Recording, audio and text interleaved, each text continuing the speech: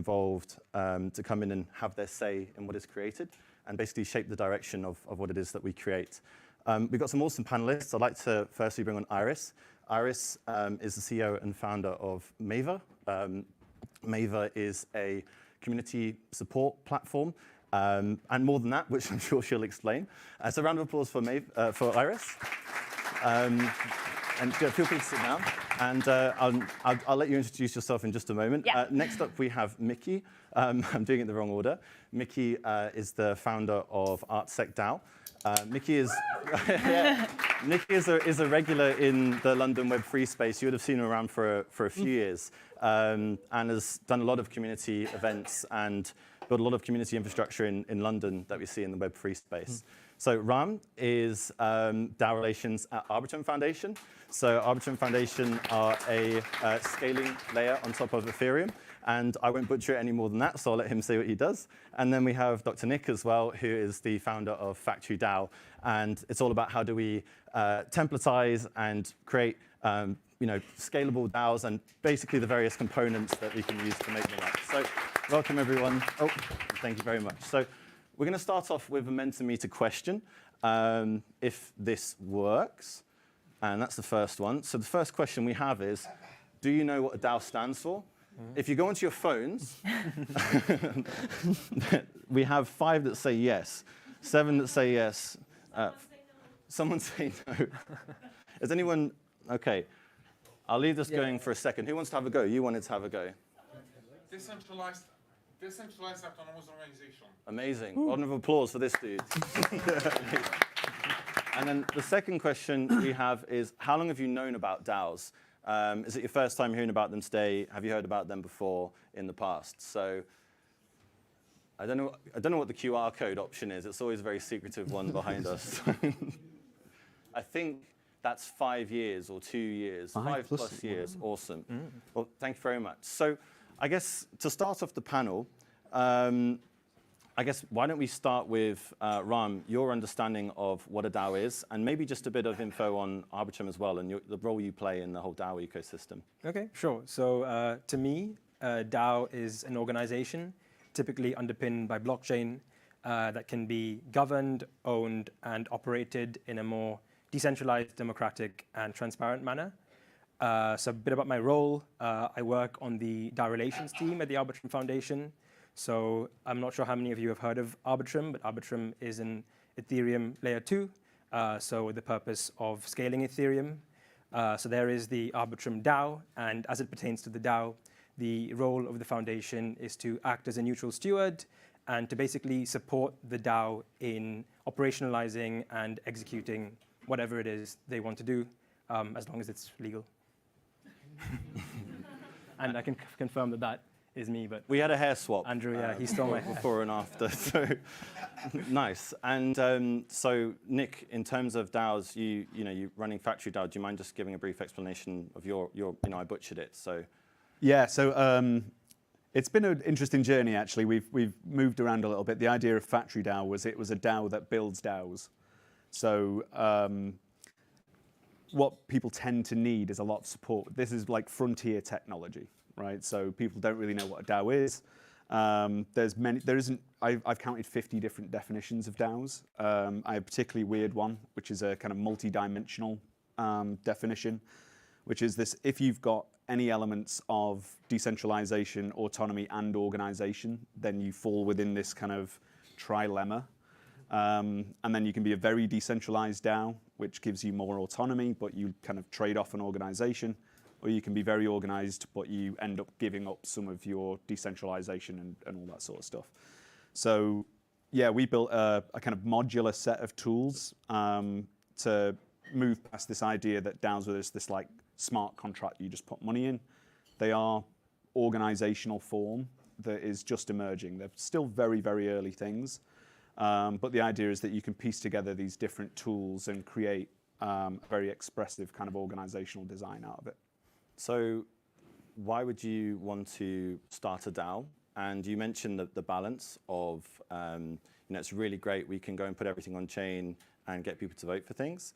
But the reality is it might not be that easy. What are the kind of the positives of a DAO? Yeah, and this is probably bad for business, but I spend more people talking people out of it than so a lot of people. There was kind of a craze for a while where everyone's like, I want to start a DAO, and they generally didn't have an idea of what the trade-offs were or what the implications of it were. But generally, if you're looking to set up a DAO, it's because you're trying to govern our protocol. So you're trying to govern a decentralized system. So like something like a DeFi contract or set of DeFi contracts. So as DeFi is progressing, they're turning into this kind of like cluster of different smart contracts that need upgrading. L2s like Arbitrum have technical architecture that's going to need to move around because the space is very frontier and moving in different directions. So it allows you to maintain decentralization and upgradability, so you can navigate around a little bit more expressively than something that's just an ossified smart contract. But the thing that really excites me about them is it's a way of harnessing collective intelligence from large amounts of people. So in theory, you could scale organizations way more than even this place, where you could have tens of thousands or hundreds of thousands of people coordinating around shared goals, which is kind of the end game dream of them in my mind. Also, and when it comes to creating these, Mickey, what's kind of like the foundations of a DAO in some respects? There's governance aspects. What makes one up? For me, because we've always set up our real-world asset DAOs or close to the physical layer, so not DeFi protocols, very creative elements. So for us, it was always the brand and what do we want to decentralize. So as you said, everyone's trying to be a DAO, but where are the problems with decentralization and where would you like change? So we chose arts and property, specifically with quite an activist impact brand ideology behind it and a legacy of people because they kind of sprouted from each other. So for us, actually, that brand and concept and what we wanted to do with our dreams of decentralization were the first pick, and then we kind of chose the smart contracts, organizational structure, and the more tokenized elements. So I think this is a big thing that happens a lot. Is a lot of organizations, they try and say we want a DAO, as you said, Nick, and then it turns out it's not necessarily the right option. And I know Mava, Iris, you've considered at Mava to turn it into a DAO, and you haven't necessarily gone down that route. So, I mean, firstly, I'd love to know a little bit more about Mava itself and kind of the journey that you've been on and why you decided not to go down the DAO route at the moment. Sure. So just a bit of background. My name is Iris. I'm one of the co-founders of Mava, and what we have built is a customer support platform for community-driven companies. So companies with large online communities. A lot of our clients are in the Web3 space, so we're working with people like Alchemy, 1inch, Eigen. We do also have some clients outside of the Web3 space because obviously there are tons of companies outside of Web3 that are very community-driven as well, and I think that's only going to grow. If you're looking at, for example, all of the new AI companies that are coming up, a lot of them are building with community in mind. And when it comes to our client base, quite a lot of our clients are DAOs or have elements or are partially DAOs. We also have clients that are not DAOs. And in terms of turning Mava into a DAO or becoming more decentralized ourselves, we considered a couple of different things. So one of the things that we were really excited about when we started this business, because we're in the Web3 space personally, and myself and my co-founders, we're very excited about the prospect of decentralizing. And one of the ideas that we had in mind was perhaps we can decentralize the actual aspect of providing support to users. So especially because these communities are so active and so involved, why don't we try and recruit community members within all these communities, and perhaps we can reward them in some sort of we can reward them either with stablecoin or the protocol's own token. But I think you always have to go back to the fundamentals and go back to your clients and make sure that you're actually solving a problem and doing what they solving a problem for them. And what we found out is that a lot of our clients, even the ones that are DAOs themselves, they were like, Yeah, we're not that excited about this idea. We don't think this is going to work because it's just so difficult to combat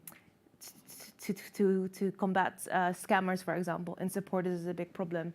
And how are you gonna prevent that? And even if someone has a good reputation, they could help someone out 100 times just to build that reputation, and then scam the next person, and you're going to have so much access to sensitive information, and you're going to have so much trust from the community if you are this support rep. So it is an interesting idea, but there were just a lot of practical issues of the implementation. So we're not there yet, but perhaps it's one for the future. You mentioned community, and I think in Web3 everyone always mentions community. It's at the core of who we are, why we exist, and I think DAOs kind of offer the community to have a voice, but as you say, it's not necessarily easy to allow everyone to vote on chain. I mean, who here has a wallet? Who here doesn't have a crypto wallet? Oh, okay. So that's wow, really. There's some hands not going up, I reckon. But nice. So if you all have a crypto wallet, congrats, get voting. But you can't put everything on chain immediately, and a lot of these organizations go for progressive decentralization, meaning that they decentralize over time and they take different aspects of what they do and they put them on chain and allow people to vote. And I think at Arbitrum, it's something that is kind of at the core of your governance documentation. And I just wondered if you would talk about progressive decentralization and what it means. Yeah, sure. So as you mentioned, a lot of DAOs take the progressive decentralization approach. Ultimately, there needs to be something in place that people want to come and coordinate around. So typically, you'll have a product or a service that is started maybe by a startup team as normal, and then over time, whatever is being governed is kind of shared. The power is spread across the community. So in the case of Arbitrum, Arbitrum was founded by Off-Chain Labs. Off-Chain Labs today are one of the main technical service providers to the Arbitrum ecosystem. But then now, a year and a half ago, there was the Arbitrum airdrop. So an airdrop is when a project will distribute its governance tokens to its user base or community of users. So the DAO was incepted in March 2023. This was also when the Arbitrum Foundation was incepted. And yeah, over time, I think DAOs are forever evolving beings, kind of like mycelium networks. They have to continuously adapt to their surroundings, and especially considering that we're in such a fast-moving industry, it's important that DAOs can continuously adapt and decentralize over time. So in terms of what the Arbitrum DAO currently controls, so the DAO is the ultimate owner of the Arbitrum tech stack as well as the Arbitrum treasury. So yeah, through the governance token being distributed, the community is essentially the decision maker as to if there are any changes or if there's going to be any spending from the treasury to elect people in the Security Council, and a lot more, which I won't bore you with at the moment. You talk about mycelium networks and networks in general. I know someone like Mickey might be intrigued or interested to have a talk about how organic kind of theory plays an important role in our world, and especially in DAOs. Do you have any kind of thoughts about how? Because basically, these are all networks. They're all things that exist with a role, and you get a group of people together who try and all build towards that role. And similar to plants or things trying to survive. I just wondered if you had anything you would want to add about that. I do actually, yeah. I was literally thinking it as you were saying it. But so yeah, really interesting about the mycelium. And I think one thing that's always been on my head as a founder and CEO, but also a DAO person and network person, trying to think how we're going to change, was forking, this philosophical business concept of forking. Because as a founder and a business person, I was looking for control and circular economics and all this old business thinking, like how can we make a moat and attack the competition and all this stuff. And then, but when you're looking at natural mechanisms and economics and networks, like forking or birthing, the way nature splits off, is a really important mechanism in sharing. And like, we can't really disagree that forking in the crypto industry has helped. There's always, at each stage, there's been maxis, and there's all these maxis in different camps that are very strong, but the evolution of such and the forking, like how Ethereum has forked, it's not the original Ethereum, Same, the whole BSV, Bitcoin things, there's lots of forking, and that's helped. So as organizations and organizational leaders or possible DAO creators, who are supposed to be doing different with decentralization, how can we put those mechanisms of sharing or cross-fertilization of nature into our future network companies that we didn't really have in the Web 2 world, or in the old business world? We're very defensive, and IP, technology, information, it's all guarded and it's our money and stuff, but how can we share that in future of DAOs?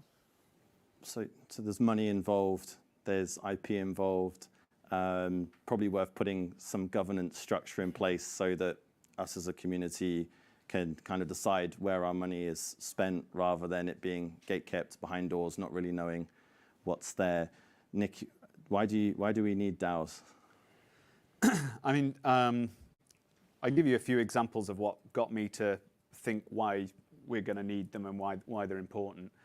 For when I sort of watched the ICO boom in like 2017-18, which largely involved people putting money into a smart contract, getting some kind of magic beans in return, and then actually underneath there was just like typically one wallet underneath, a kind of EOA that controlled all the money, and that ended as you'd expect. Most of those ended up with that person running off with it, or misspending it. And eventually they took the ether that they raised and then dumped the tokens into the market if they made it to market. So one of the things that I thought that DAOs would be particularly transformative about, and Vitalik did talk about this very briefly in like 2018, called DICOs, where you would add a kind of DAO into an ICO, so crowdfund the money. And instead of that money being in the hands of a centralized team, which I think quite rightly people will call a security, and one of the things that people will, why do you need a DAO? Well, if you've got a token.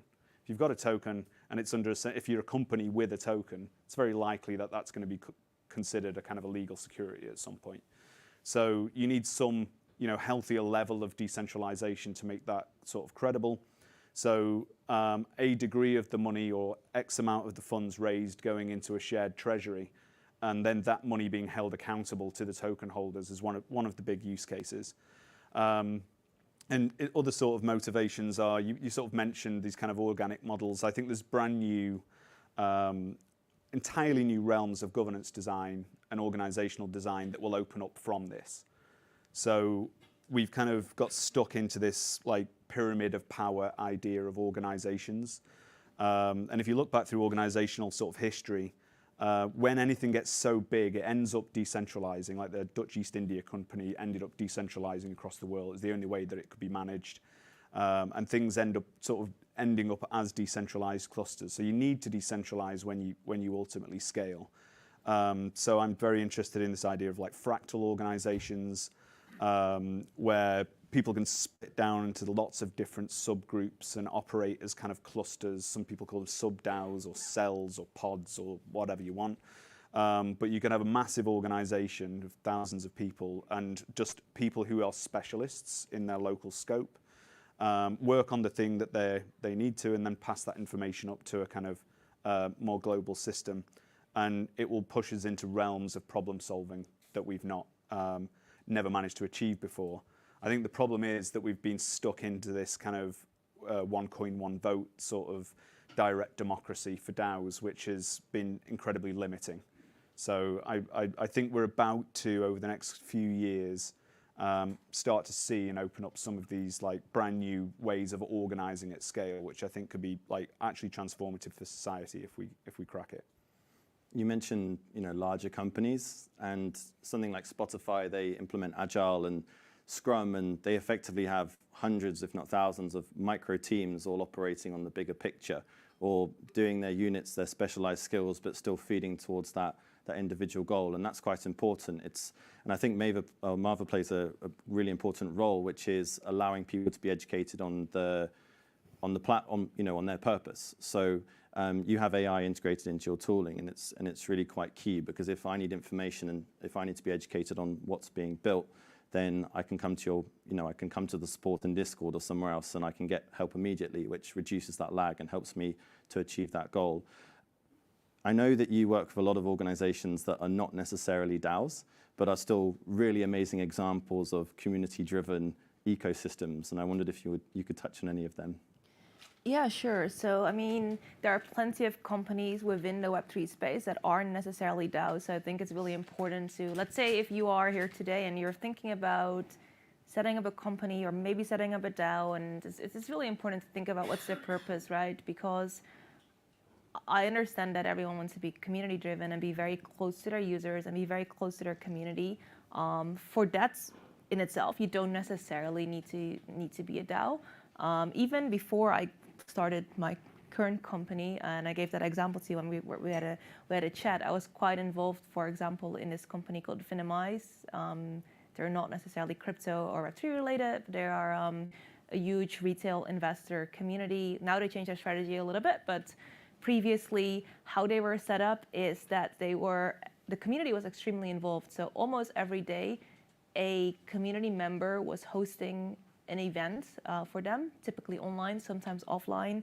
And they had this amazing decentralized structure where I was one of the community hosts, where I, as a community host, could propose my own events, could get the marketing team to market it for me to their 1 million to their user base of 1 million users. And for them, that worked really well. The only thing is, of course, you have to make sure that the incentives are aligned. So within the crypto space, maybe someone gets involved because they're excited about the project or because they want to make money. Whereas in non-DAO or non-crypto communities, what I see is there still needs to be an incentive for the person to be involved and give their time to this project. For me, with Infinimize, for example, I was a founder of another company at the time that was in the investment space. So for me, it was good to build my personal brand within that space. That's why I was volunteering and spending my time and putting on events for them. What I see a lot when it comes to, for example, B2B SaaS communities is that people are contributing in the communities because they are maybe freelancers or experts or running agencies. And again, they're trying to build their personal brand, or let's say if it's the Shopify forum or perhaps the Zapier forum, there's a lot of contributions from the community. And quite often these people, there has to be an incentive because they are perhaps running an agency, hoping to get some leads or clients or be known as an expert in the field. So you can get a lot of involvement from the community without necessarily being a DAO, but you have to think about what's the incentive, because people are busy and there needs to be a reason for them to be involved. And so there's the role of governance in DAOs, whether that's on chain. You have something like ApeCoin DAO, for example, where you can submit an improvement proposal and then community vote for their favorite. But there's other ways of contributing, as you say, which might not necessarily be direct on-chain voting, like being a solid community member and helping out other people in there as well. So I wondered if anyone wants to touch on some governance mechanics that exist currently and where they kind of see them kind of headed towards. I can jump in on that if you want. So yeah, there's quite a lot of DAO tooling around now. There was a kind of bit of a craze of it after Constitution DAO, which is that probably kicked off the hype wave, which is what I call an own a thing DAO, where people put money in a pot and then go and try and buy something and then govern it together. And from then we kind of had a bit of an explosion of it, and we ended up building lots of tools for kind of these organizations that weren't really there. So they kind of all died, and it's left us in a bit of a bear market in terms of actually building out the infrastructure for these things.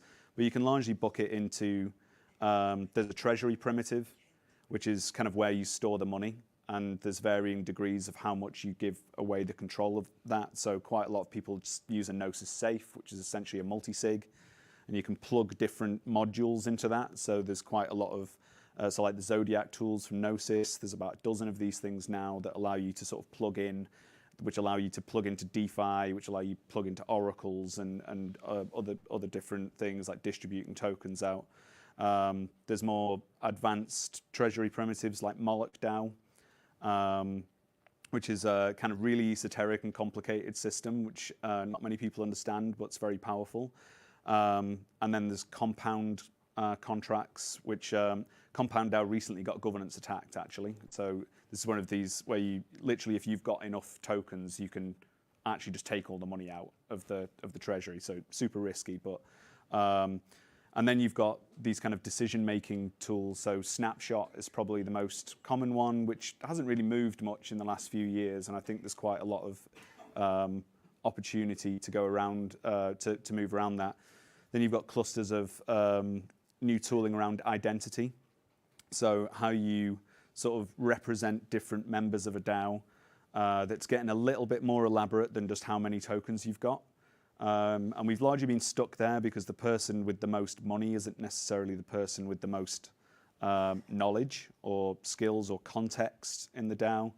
And now we're moving into realms where much more of the kind of smaller token holders who actually want to participate can get power in the DAO through like reputation-weighted voting and things like that. And then there's where you talk. There's places like Discord. I absolutely hate, to be honest. They're going to rug every DAO at some point. I'm convinced they're just going to kick every DAO off the platform, and people will be in a lot of trouble. But yeah, and then there's other sort of messaging protocols and things like that. So there's quite a constellation of stuff. Are you pretty strict on thinking that a DAO can only be a DAO if it has governance voting and they'll kick everyone off? Because there are a lot of communities that run on Discord and they just run as like a little, I'll leave an emoji left, right, and center, and that's our vote. Yeah, I'm a little bit more of a decentralist than people. So you can, you've got DAOs that are DAO as a state of mind. I've seen people who literally a person call themselves a DAO. I've seen people, like we're a mailing list and we're a DAO. So there's got to be a line somewhere, right? As soon as you're like handling money and that comes under sort of community control, ultimately there's a trust fallback somewhere.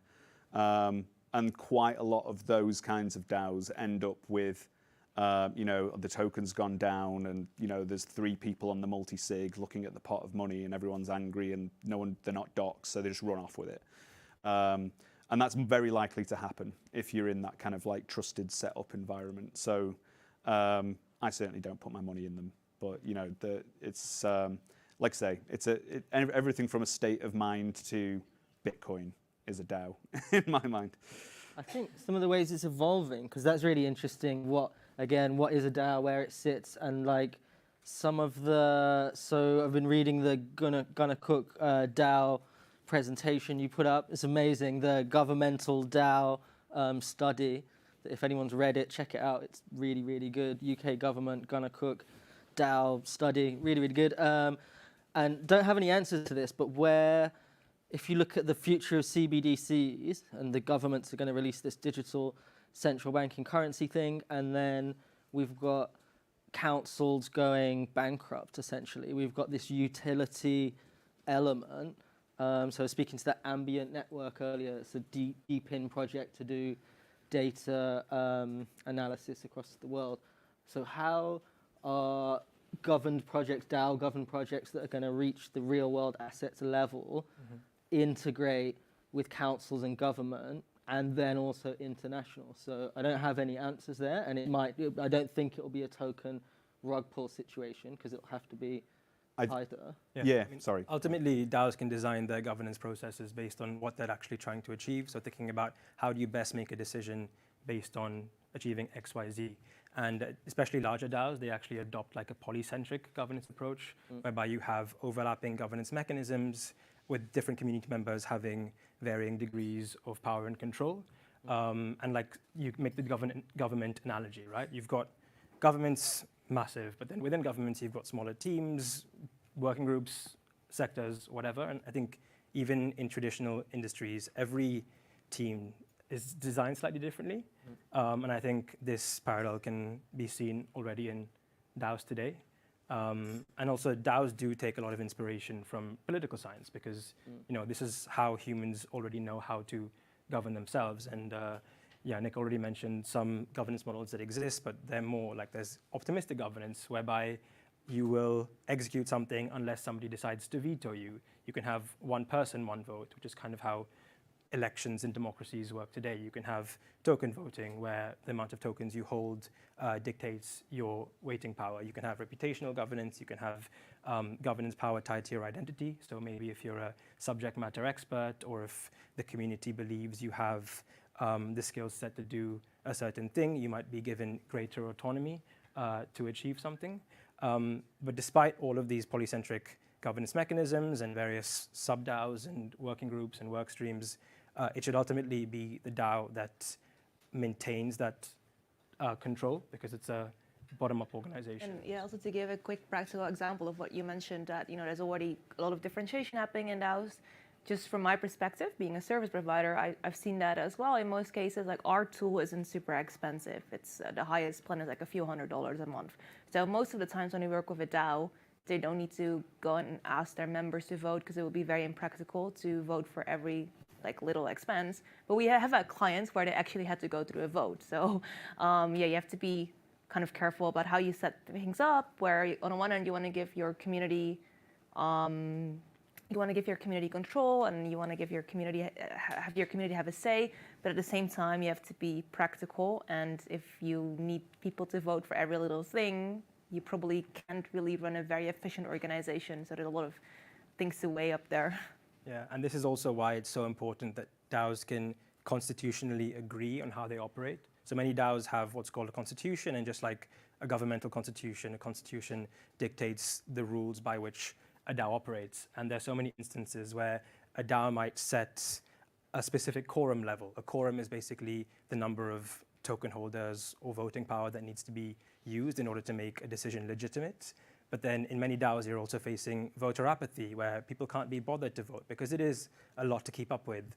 And then you find yourself in an awkward situation where you've got your quorum level at X, but you don't have enough people who want to vote to actually pass a proposal.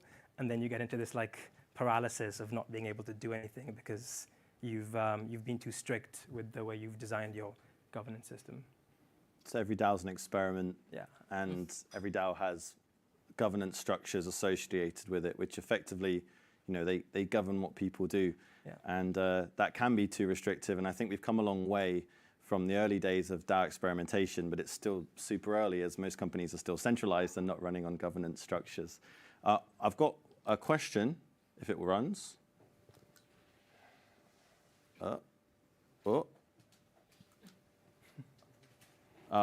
It's the wrong question. Have you ever contributed to a DAO? Is anyone here? And we've got little things so you can have a go. Proposal creation, voting, content creation, technical development. Not contributed. Oh, wow. Governance forum postings. But is holding a token passively contributing, or is that just hodling? Yeah, screen. That's a good question. I guess if there's delegation, then you're still passively voting. If you delegate, of course. Amazing. So I'll move on from that one just because I'm very conscious of the time. Iris, what are service DAOs? Yeah, so we've been talking quite a bit about protocols and governing DeFi and governing from protocols. And when we had a chat about that, I mentioned one of the other things that I think we should highlight is that a DAO doesn't always need to be around a protocol. There's also other forms of DAOs, for example, service DAOs or investment DAOs. So what these DAOs do, again, they're still very decentralized in the way that they are organized. But instead of governing a protocol, they might be a decentralized marketing agency. So there's one organization called Myosin, for example, who are service DAO in the marketing space. And how it works is it's more of a collective of individuals, freelancers, contributors who are decentralizing the agency model, working on behalf of clients, typically, of course, in the Web3 space. When it comes to investment DAOs, Constitution DAO is an example, but of course, Constitution DAO was formed to buy one very specific asset. You've also got investment DAOs that are continuously investing in new projects or new startups. Another area that I'm excited about is DeSci, so decentralized science. Again, people coming together to typically fund research in underfunded areas. So there's a couple of different examples. So you've got, for example, Vita DAO, focused mostly on longevity. There's several examples in the biotech space. There's also one focused on femtech, Athena DAO. So it doesn't always have to be about a protocol. It can also be around people coming together to fund projects that they care about. Any other interesting DAO examples? Those three are actually my favorite. Or Vita DAO, Athena DAO, which does decentralized alternative women's healthcare, and then DAO, which is a psychedelic research unit. And again, how they're aggregating studies and information outside of the usual centralized channels is like just an advantage and really interesting. Yeah, the reason why I actually got into the DAO space a long time ago now was because I really love the ideas of sports fans being able to have control and ownership over the teams that they're so, intrinsically aligned with. There's an example called Krause House, who are, I think, they own and govern a semi-pro basketball team in the US. There are also examples of regenerative land-based DAOs. There's one called the Traditional Dream Factory in Portugal, which uses the DAO construct to actually regenerate the land, which is also represented through the token. I think going forward, we're going to see a lot more non-traditionally crypto verticals use the DAO construct to better coordinate around what they're trying to achieve. And even, of course, co-ops have been around for a very long time. I'm sure most of you are familiar with this. So worker-owned companies, and I think some of them will also move towards putting some of their decision-making on chain. My favorite DeSci DAO is Hair DAO, which is a group of guys trying to find the solution to male pattern baldness, and they're like biohacking themselves. One of them, they're going to hurt themselves, I'm pretty sure. But what's interesting about, I'm very, very interested in DeSci as an area, largely because it's exploring these fringes. You mentioned DAO, which is kind of experimenting with, like DMT and all of these sorts of things. So we're exploring realms of science outside of the kind of institutional form. So I think this is a great example of where DAOs will go to places that is not necessarily within the kind of Overton window of the institutional form at the moment.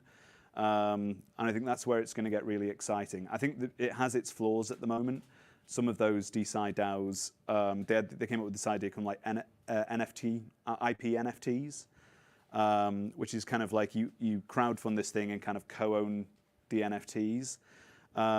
There is a kind of interest of kind of like killing the university and kind of getting into IP capture outside of it. So there's a little bit of interesting work to do there.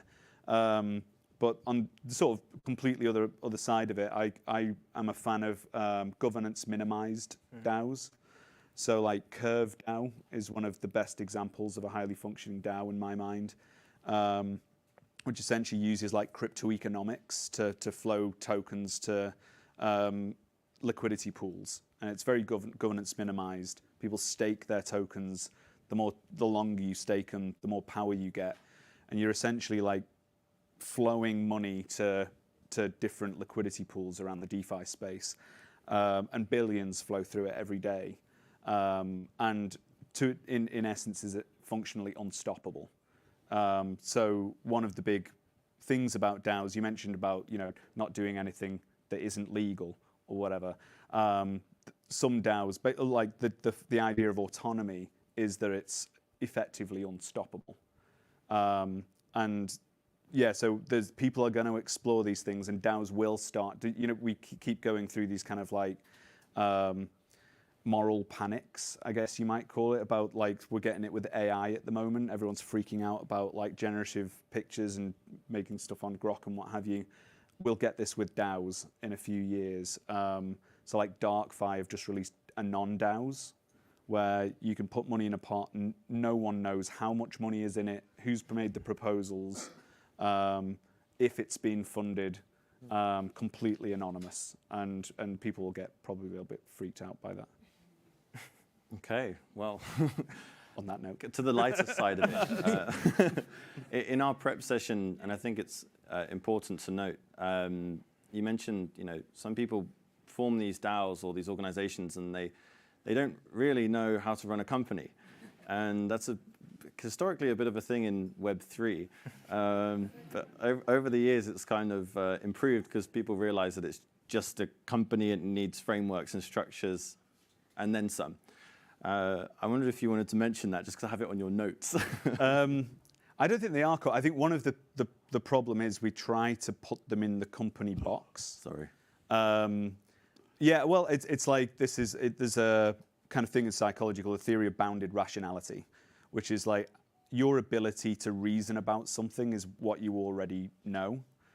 And DAOs exist outside of what we know, so people just try to put them into the company box. And you should probably just do a company if you're thinking about it. Would you say organization? So yeah, it's an organization, but it's not company, right? So it's not like a typical kind of joint stock company with like board members that control all the power. About 3 or 4 years before DAOs, I was building our decentralized organization, and I got completely like pilled on this idea at that time. And decentralized organizations are kind of radically different than a company. People work. There's no bosses in DAOs, in my view. People try to put the point is to push past the managerial layer. There's no boss telling you what to do. You come to a DAO and work for it if there's token incentives there, and it makes there's economic alignment there for you to do it. So they work more on bounty type structures rather than having a manager who gives you a job.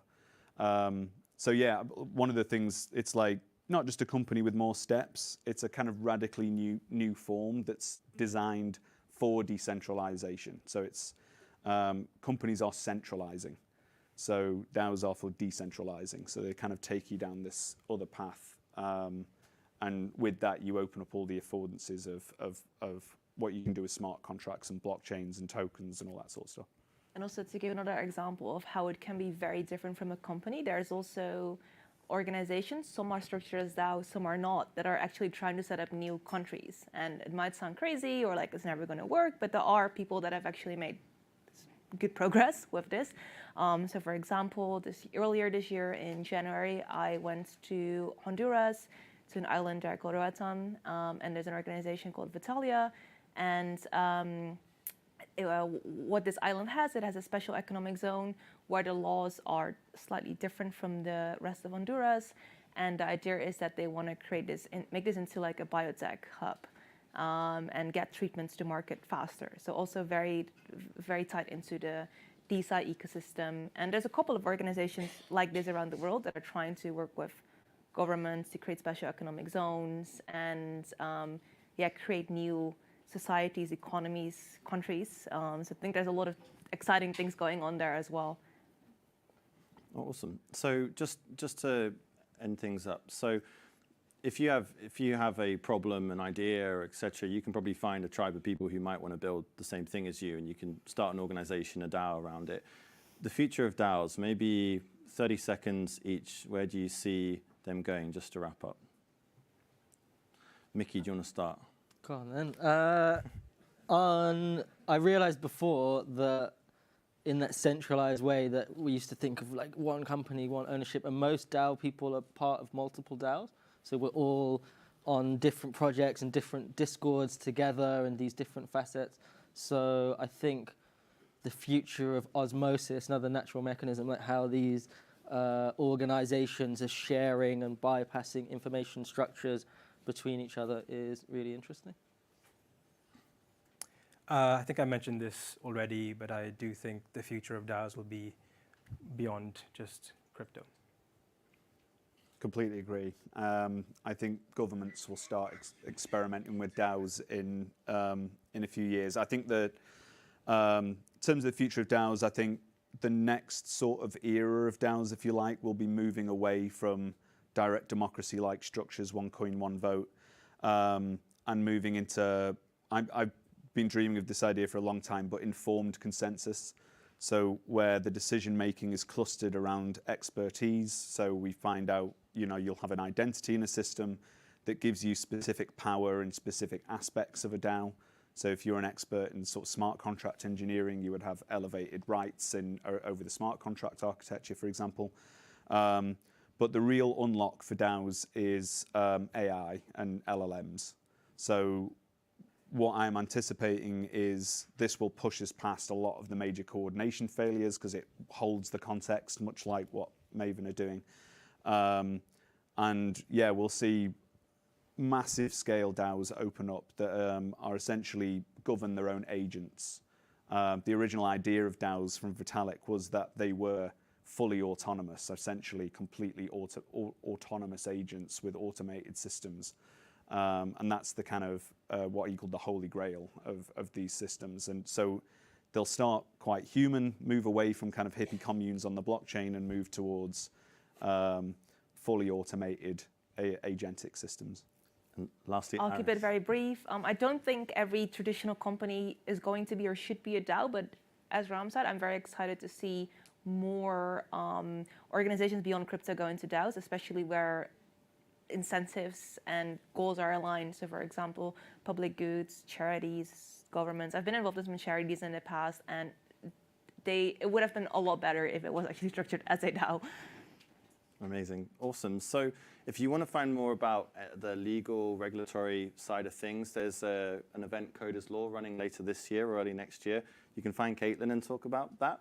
Otherwise, thanks to Nick. Oh, yeah. Any Q&A questions? But round of applause for these guys first.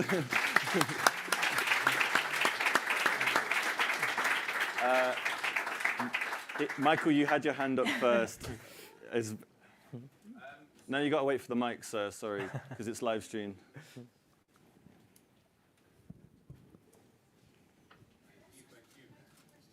Sorry?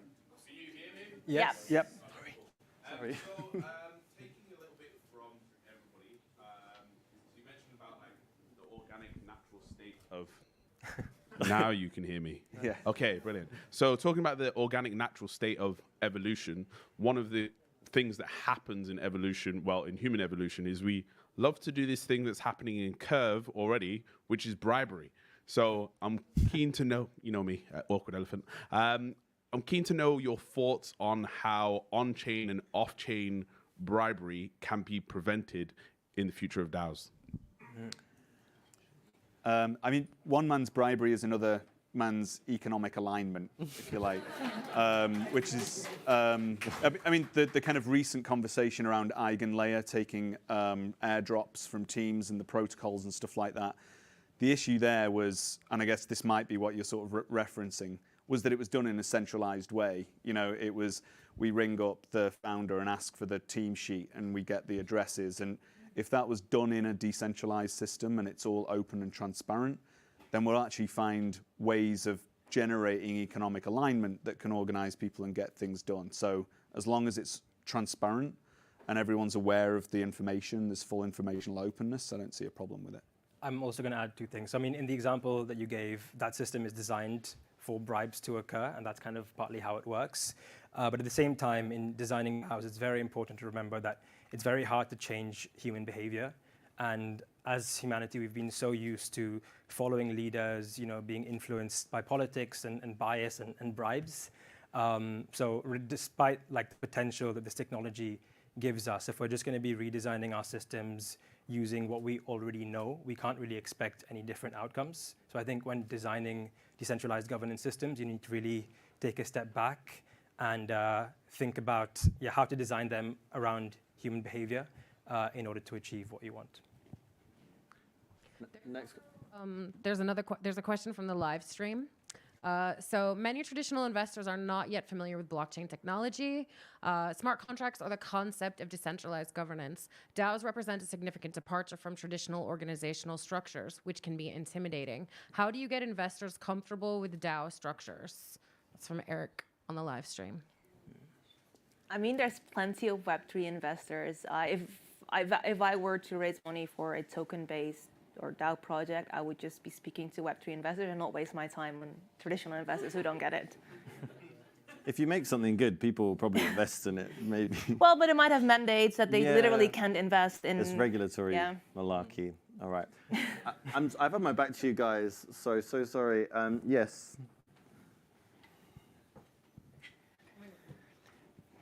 Thank you, Zaremba. I was trying to be the biggest possible to make sure my... Fantastic panel, thank you so much. I actually had more questions that I could remember, so I'll just try to stick to the main one. I'm most interested in DAOs that are sort of interested in public goods. And so I'm researching how lived experience could be incorporated in governance of systems. So I'm curious, and this is a question to all of you. When you think about reputation system, whether governance as a whole or just reputation-based voting, in your work, what did you come across as pros and cons of reputation-based systems? Yeah, I could talk about this for a long time, so I'm going to try and give it. So one of the challenges with reputation is around the kind of subjectivity of who gets what reputation, right? So I think I made one of the first reputation-weighted voting systems in the space, and it was from a prediction market. And that was because it was nicely reducible. So predicting what the prices were in 24 hours, we can use oracles with a highly objective value at that time and then pass that on to an identity and build reputation that way. That's about one of the only objective reputation systems you can get, where it's kind of like actual on-chain outcomes, like price movements, and very objective outcomes. As you get into more sort of intersubjective and subjective realms, then it's about social consensus. So I'm working on a project at the moment called London Voice, which will be essentially a chatbot that you talk to that pulls out things that you're interested in, and it elucidates from that the issues that you care about and how much you care about them, and then from that you can infer reputation on it, and then peer review gets you to the point where you can start to assign. So end player peer review, I think, is where it comes in. Communities appraising each other, inter-community appraisal is how you get into reputation games. Yeah, and I mean there are also some tools that are coming to show right now. So like HATS protocol, for example, is a role and access management tool for DAOs, where you can basically codify the logic of reputation into smart contracts to kind of take some of that subjectivity away in how you distribute power and rights and reputation. There's one interesting, I guess the other side is the philosophical, the ethical side as well, because you're effectively choosing how to reward someone for their contribution, and it's best guess efforts as to why you do it. And I think that's the evolution and the experimentation aspects of it. Things go wrong, things go well, and the whole point of governance is to try and evolve that scenario as well. I love that you mentioned the philosophical aspect, because that's also what I was thinking, how to come with some, because especially with lived experience, you do have this subjectivity versus objectivity that is one of the biggest issues. How can you come with something which is so subjective, but then take the lessons from that, take the knowledge from that, and value from that is objective. So I just, thank you so much. We can probably do one more question. We're going to do two. I'm going to hit Lavinia here, and then I'm going to hit this gentleman. We're going to do two more questions.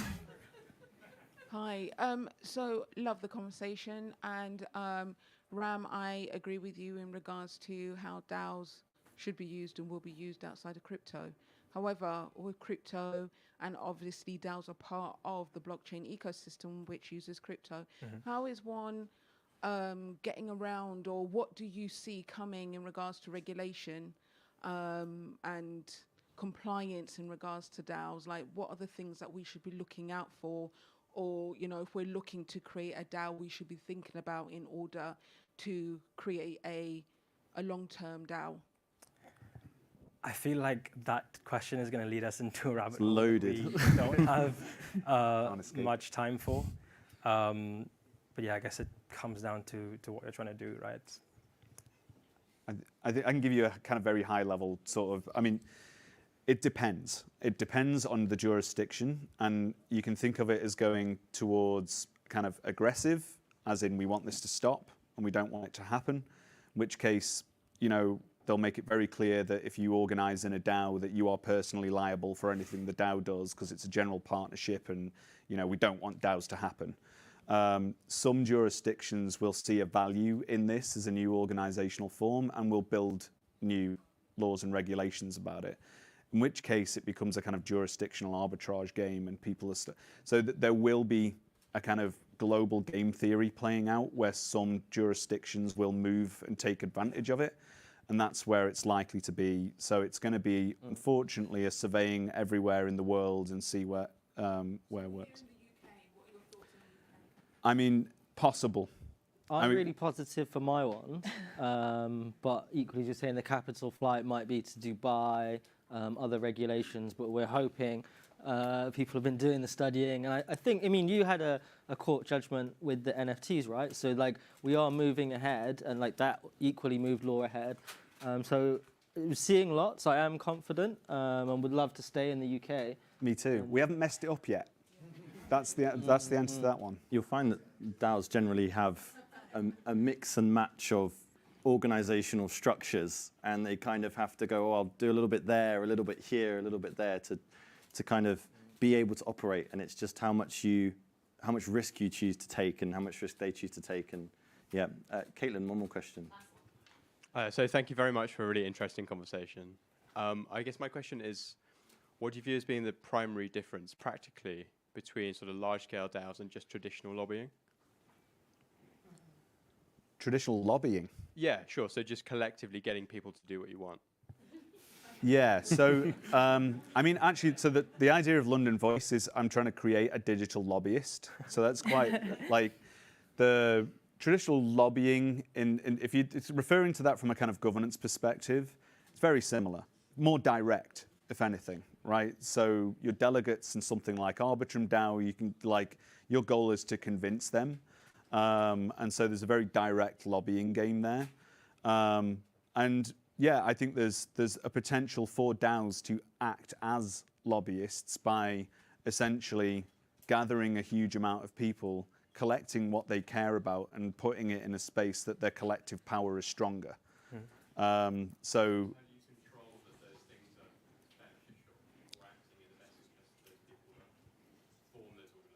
yeah, like Ram said, I think there's if it forms within the kind of constitutional guidance, so there's a North Star for the DAO, and it's like not radically divergent from what the established norms are, so setting norms and saying that within that. But governance attacks happen, right? So it's not, and purely like open permissionless DAOs, they can essentially be attacked by people who will go and collect the money and just go and try and take them over.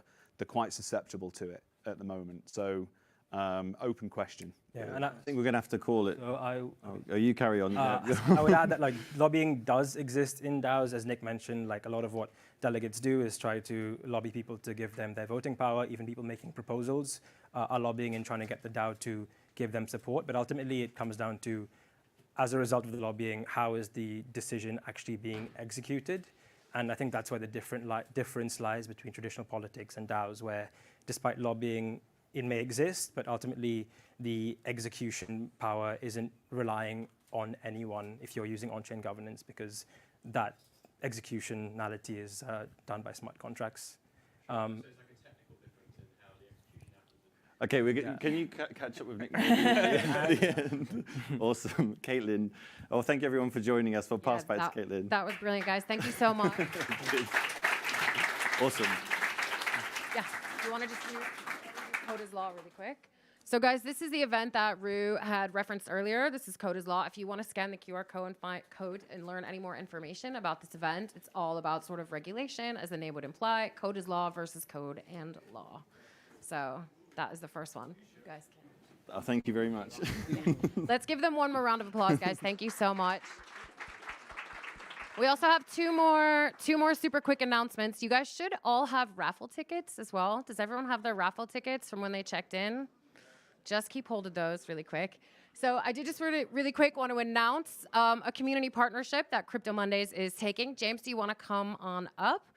We have recently partnered with the Digital Commonwealth. How many people in here are familiar with the Digital Commonwealth? Show of hands. Yes, lovely. Well, here's James, and he will give you a super quick intro. 1 minute? Oh, God. Well, I'll keep it short and sweet then. So welcome back from the summer, sort of, nearly. Countdown time. So the 13th of September, we're doing the next summit at Mansion House. Then the next one is the 4th of November, but the big one is that we're going to launch the Digital Commonwealth Awards on the 12th of December, which will be the end of the season, and we'll be celebrating the great minds of the industry and projects, obviously. But just going back to the 13th of September, we've got some pretty cool people speaking. We've got Lord Ian McNichol from the Labour, he's a Labour peer. We've got the former Executive Secretary of FATF, which is very relevant, a guy called Rick McDonnell. The Deputy Secretary General of the Commonwealth itself, Professor Louis Franceschi. The Law Commissioner, Sarah Green, who I think had quite a lot to do with the DAO stuff, Nick, isn't it, at the moment? Yeah. Gosh, who else have we got? Some very, always controversial. No, we won't go there. Lisa Cameron's coming. Jamie Bartlett, who did the Diaries of the Missing Crypto Queen. No. Jamie Bartlett, the author of the Missing Crypto Queen. So anyway, lots of really cool people coming, and I couldn't be more delighted to be partnering with Crypto Mondays, as well as sponsoring them. So there we go. But also, yeah, you got to get a 15% discount code. Yay! I have created it, and I'm sure Caitlin will distribute it at some point. 1 minute, you did it. Okay, guys, final announcement. Can I get Harry from Zebu Live? So guys, who's been to Zebu Live? Exactly. We love Zebu Live. It's our London conference, and Harry is the founder and CEO of Zebu Live and Flight 3. Flight 3. Awesome. Well, I'm glad to hear some people have been before. We are going into our 4th year. The 3rd year was probably the hardest year of my life. Pretty much people that bought a ticket in year 2 wouldn't take a free ticket because no one wanted to see crypto, and it's so exciting for the 3,000 people that did come, because we met people that actually were here in the bad times. For those of you that don't know, Zebu is a rare bull. Zebu, in our world, stands for always bullish, zero bullshit. Zebu Live is for the future of tech. So like last year, NFTs were just about hot. This year, meme coins are hot. Real world assets are hot. The state of the UK, crypto, is really hot. We were obviously let down by a conservative government.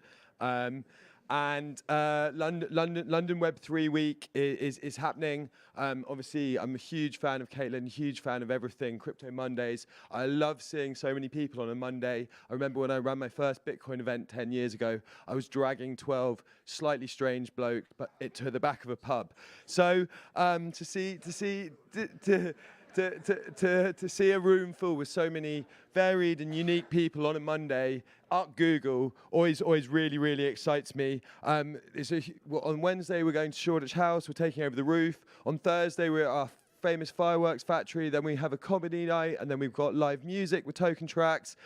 Back on Friday, and then we've got a huge rave at London East, 1,000 people, 5 p.m. till late, so if you still got the energy. And I really appreciate all the support. If you have a product or you want to rock up in Startup Alley, if you have money, great. If you don't, I'm a hustler, so I'll barter.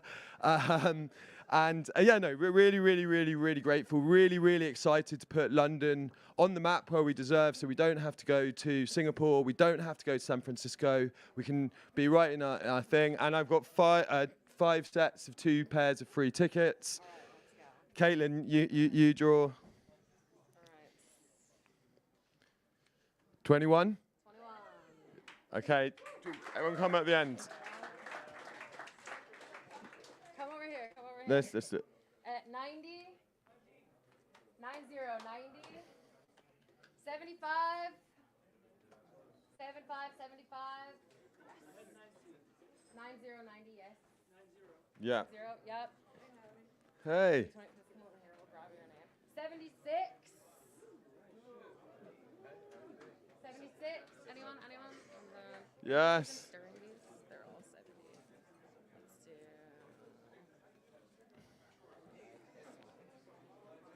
And is that 6 or 9? 6. 6. Number 6. Amazing. There'll be loads more opportunities to get tickets. Bring all your friends. Really, really hyped. Thank you so much, Caitlin. Yes. Okay, thanks, guys. And then absolute last final thing, we do have a survey. You guys, if you it's like 1 minute, but it helps us out so much. It helps us improve events and make things better for you guys. So thank you all so much for coming.